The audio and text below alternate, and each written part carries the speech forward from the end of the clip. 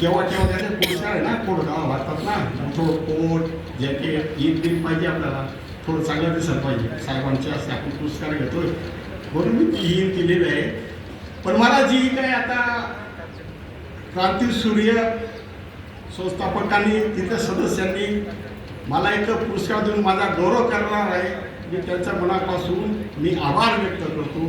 आणि जी मला बोलण्याची संधी दिली मी तुमच्या मनापासून आभार करतो. पण मी तुम्हाला आवडतो एक गोष्ट मला सांगायची राहून गेली, कारण बोलणारे भरपूर लोक ते कोर्टमध्ये ते आले माझ्या शेतामध्ये कोर्ट आहे ते 3 वर्षापूर्वी ते त्यांनीच 2001 जुलै वसंतराव नाईक यांची जयंती होती.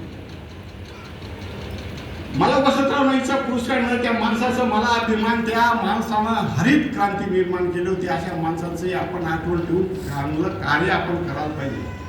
ते कार्य 1 जुलै मी नेहमी वसंतराव नाईक जयंती याची माझ्या शेतामध्ये जयंती साजरी करतो.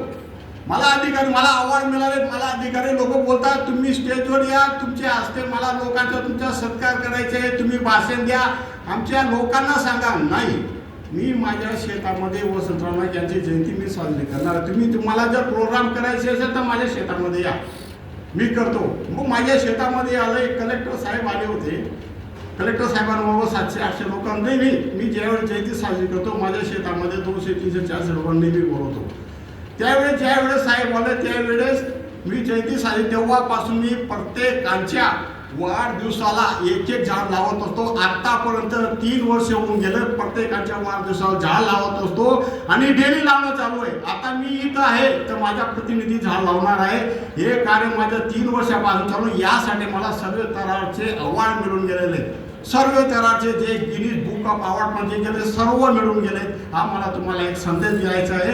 आता प्रमुख पाहुणे येत असतील पण मी इतरांना संधी देतो, पण तुम्ही आवर्जून शिरपूरला या आणि एकदा भेट द्या.